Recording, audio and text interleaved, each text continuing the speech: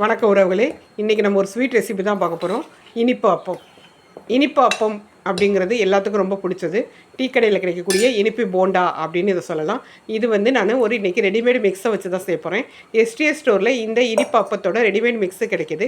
அந்த readymade mix நீங்கள் ஒரு கப்பு எடுத்துக்கிட்டீங்க அப்படின்னா அதில் ஒரு அரை கப்பு தண்ணி ஊற்றி இதை கட்டி இல்லாமல் கலந்துக்கங்க.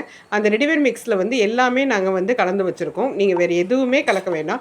அந்த ரெடிமேட் மிக்ஸ் வந்து ஒரு கப்பு நீங்கள் எடுத்தீங்க அப்படின்னா அரை கப்பு தண்ணி ஊற்றி நல்லா கட்டி இல்லாமல் கலந்து வச்சுக்க வேண்டியதான்.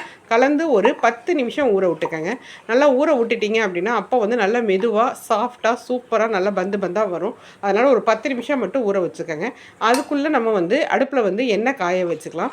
எண்ணெய் ஊற்றி எண்ணெய் காஞ்சதுக்கப்புறம் அந்த அப்பத்தை மாவு வந்து நல்லா கலக்கி விட்டுட்டு அதில் வந்து தேங்காய் திருவல் வேணும் அப்படின்னா சேர்த்துக்கங்க. அது ஆப்ஷனல் தான். தேங்காய் திருவல் வேண்டாம் அப்படின்னா ஸ்கிப் பண்ணிக்கலாம்.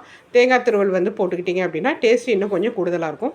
தேங்காவை நல்லா துருகி அந்த அப்பம்மாவோடு சேர்த்து நல்லா கலந்துட்டு எண்ணெயை காய வச்சு அதில் வந்து ஒவ்வொரு குழிக்கரண்டியாக எடுத்து ஊற்றி 2 பக்கமும் நல்லா பந்துன்னு வந்து நல்லா மெரூன் கலரில் வந்ததுக்கப்புறம் நீங்கள் எடுத்தீங்க அப்படின்னா சூப்பரான சுவையான அப்பம், இனிப்பு அப்பம் ரெடி. இனிப்பு போண்டா, டீ கடை இனிப்பு போண்டா நீங்கள் வச்சுக்கிட்டாலும் சரி, சூப்பராக இருக்கும். நல்லா மொறுன்னு உள்ள சாஃப்டாக செமையாக இருக்கும். ஒரு 5 நிமிஷம் போதும். இந்த ரெடிமேட் மிக்ஸ் இருந்தது அப்படின்னா ஒரு 5 நிமிஷம் போதும்.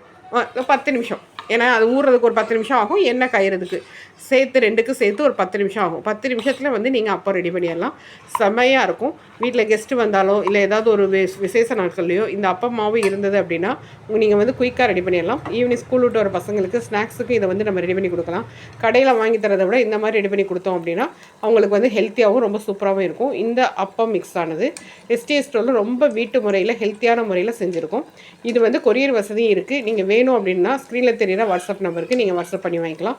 இதை வந்து எண்ணெயில் வந்து இந்த மாதிரி அப்பமாக ஊற்றி எடுக்க பிடிக்கல அப்படின்னா ஹைஜீனிக் இன்னும் கொஞ்சம் ஹெல்த் வைஸ் நம்ம பார்க்கணும் அப்படின்னு நினச்சிங்கன்னா பணியார கல்லில் வந்து இதை பணியாரமாக ஊற்றி நம்ம இனிப்பு பணியாரமாகவும் சாப்பிட்லாம். இல்லை தோசைக்கல்லில் நம்ம தோசையாக குட்டி தோசையாக ஊற்றி பேன்கேக் மாதிரி ஊற்றி பேன்கேக் மாதிரி நம்ம சாப்பிட்லாம். எண்ணெயில் ஊற்றி சாப்பிட்டிங்கன்னா அது ஒரு டேஸ்ட்டாக இருக்கும். பணியாரக்கல்லில் ஊற்றி சாப்பிட்டிங்கன்னா அது ஒரு டேஸ்ட்டாக இருக்கும்.